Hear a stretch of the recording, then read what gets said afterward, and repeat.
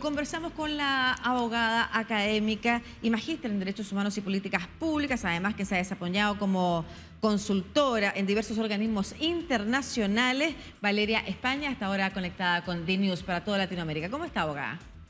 Hola, ¿qué tal? Buen día, un gusto, muchas gracias. Muy buen día. ¿Cuál es la alerta que se ha levantado en distintos ambientes, ¿no es cierto?, en el mundo de los derechos humanos, en el mundo sanitario y en otras, en relación a este decreto firmado por la calle Pou?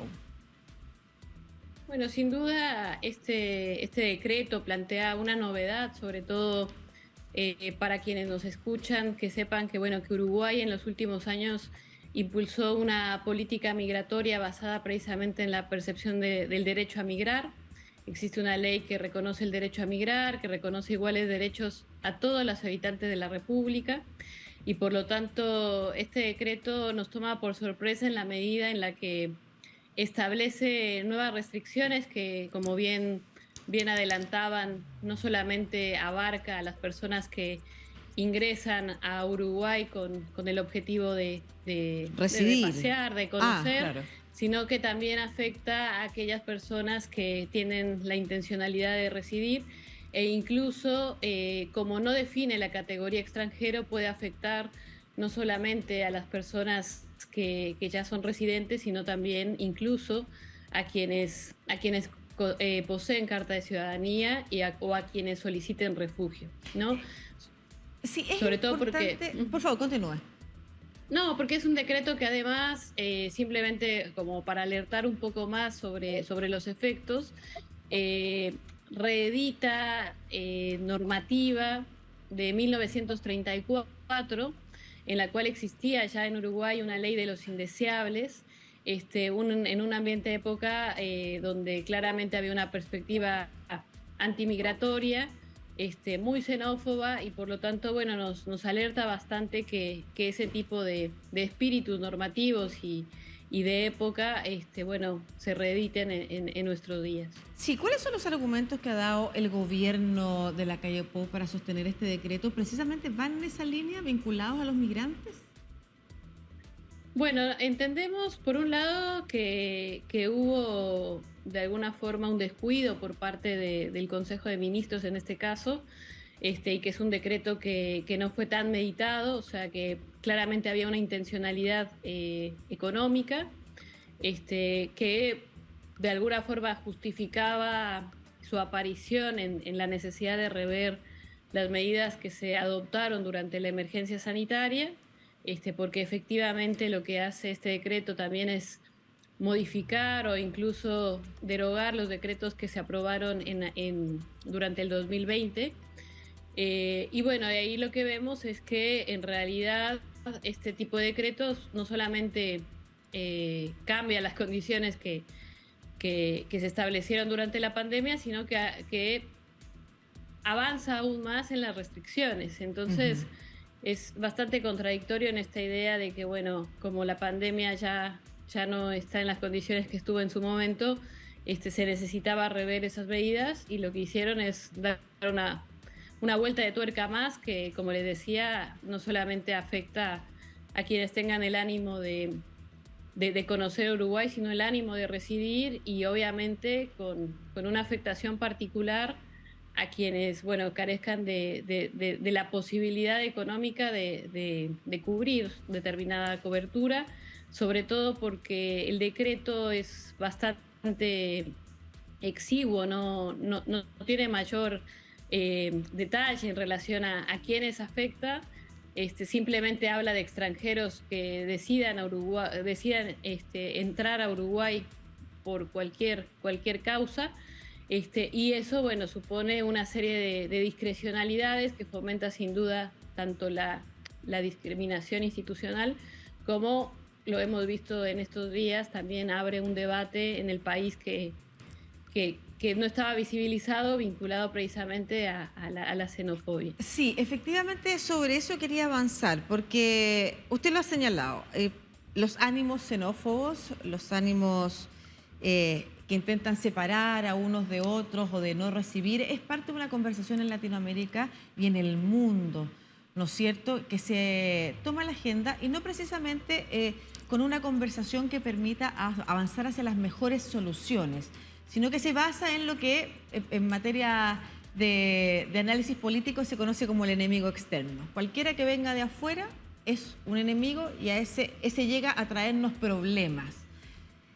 Lo importante acá es entender que medidas como esta también pueden desproteger a la población local, y para eso es importante revisar cómo el resto del mundo también avanzó desde la mitad del siglo pasado, como usted señalaba, con medidas que permiten que personas residentes o no residentes, con ciudadanía o no ciudadanía, accedan a los servicios públicos, porque son formas de proteger también al resto de la población. Sería interesante también que usted nos contara una visión más amplia que respecto de estas medidas en otras partes del mundo. ¿Qué dice el derecho comparado sobre el ingreso y los seguros de salud en los distintos países para quienes ingresan? Sí, tal como decís, asistimos a un momento donde efectivamente, a pesar de las lecciones aprendidas, o que debimos haber aprendido durante la pandemia, donde visibilizamos que precisamente el acceso a derechos, sobre todo el de los derechos sociales, como es precisamente el derecho a la salud, deben ser garantizados efectivamente en nuestra calidad, no de ciudadanos o de nacionales de determinado territorio, sino en virtud de nuestra calidad de seres humanos. Sin embargo, es cierto que precisamente en la región vemos y asistimos a largas discusiones que se dan sobre todo a partir de medidas legislativas que buscan precisamente generar o reeditar una especie de sistema de castas donde existe población de primera y población de segunda en función a su origen nacional. Y de alguna forma este debate sobre el tema de la importancia del acceso a derechos fundamentales para poder garantizar que nuestras comunidades efectivamente sean democráticas y comunidades que reconozcan la igualdad de derechos, es que se ha debatido precisamente sobre el núcleo duro de protección que los estados deben garantizar a las personas más allá de su origen nacional, sobre todo porque si bien estas medidas se adoptan como una especie de mensaje antimigratorio, sin duda lo único que generan no es que las personas dejen de migrar y de entrar a los estados, sino que lo que generan es condiciones más precarizadas y por lo tanto un efecto que precisamente después puede ser mucho más complejo de abordar para los estados, ¿no? Entonces, a nivel regional, pero también a nivel global, hay una movilización importante por parte de organismos internacionales tratando de generar conciencia en los estados sobre la importancia de una migración regular, segura y ordenada, pero que tiene que ir esta idea de este tipo de movilidad humana de la mano de la protección efectiva de derechos fundamentales. Claro. De vuelta, insisto con esto, lo que vemos es que no es para nada deseable, y esas discusiones incluso se han dado de forma muy abierta en los Estados Unidos, con una larga discusión de académicos constitucionalistas sobre los efectos que tiene generar políticas de Estado que de alguna forma excluyan sistemáticamente y con todas las letras a determinada población del acceso a derechos que son básicos para la vida humana, como puede ser la cobertura de salud en este caso. Claro, y que puede sonar para algunos liderazgos políticos que apelan a esa emocionalidad muy bien, sobre todo, como usted decía, hay alguna intencionalidad económica, es decir, nosotros vamos a resguardar nuestros recursos para nuestra población y no para otros. Podría sonar muy bien, pero a la larga puede significar un costo mayor incluso para el Estado cuando se propagan enfermedades, por ejemplo, o no hay acceso a la salud de manera igualitaria para quien se encuentre en el país. Nosotros en Chile, por eso le ponía los ejemplos, efectivamente tenemos una ley que protege a las personas migrantes, a las personas que no son residentes, de poder acceder a la salud en algún caso de emergencia. Y por supuesto, en pandemia fue también parte de la discusión cuando se emitió un decreto que impedía aquello y rápidamente se revirtió porque se entendió precisamente, como usted señalaba, parte de lo que nos dejó la pandemia, los aprendizajes respecto de, en la medida que la mayoría de la población tiene la salud protegida, eso permite también impedir la propagación de nuevas enfermedades. Entonces, Concretamente, porque nosotros partimos de esta conversación hablando de turismo, ¿no es cierto? Nos llegaba como personas que negocian y que hacen sus viajes a Uruguay, por ejemplo, o personas que quieren visitar Uruguay, hoy tendrán que contratar obligatoriamente un seguro de salud. Eso es algo que el resto de los países no necesariamente exige. A mí me toca viajar bastante. Yo veo si quiero o no contratar un seguro de salud. No es una obligación para ingresar. Pero esta discusión entonces se ha tomado a otros ámbitos. ¿Y usted considera que es una política de discurso antimigratoria efectivamente, de hecho? Sí, entendemos que sin duda colide con las leyes que por lo menos hoy están vigentes, que van en una línea absolutamente contraria, ¿no? Una especie de contradicción flagrante, digamos, vemos entre este decreto y lo que dicen otras disposiciones normativas. Y sobre todo también en un contexto que hay que decirlo, que por un lado, específicamente en relación al turismo, se busca fomentar el turismo en Uruguay, obviamente por el impacto que tiene en la economía, pero a su vez también hay un discurso de promoción de la migración precisamente porque hay que recordar que Uruguay es un país de 3 millones, claro, donde se ha discutido largamente no solamente sus orígenes como país formado por migrantes, sino también por apostar a lo significativo que puede ser para Uruguay recibir población migrante en la línea que lo hizo hace años atrás, ¿no? Entonces, eso es importante mencionarlo. Y también una gran contradicción, sobre todo porque los números que maneja Uruguay en relación a las personas migrantes es bastante bajo. Uruguay podría recibir mucho más migrantes de los que recibe actualmente. O sea, no es un país de destino como lo es, por ejemplo, Argentina, que es de los países de la región que reciben más migrantes, o incluso Chile ahora, que se está recibiendo mucho más migrantes. Estamos hablando, según el último censo, de menos del 3% de la población nacida fuera de Uruguay, y por lo tanto entendemos que claramente es una decisión poco meditada, producto de alguna manera precisamente de cierto avance conservador, que piensa que efectivamente una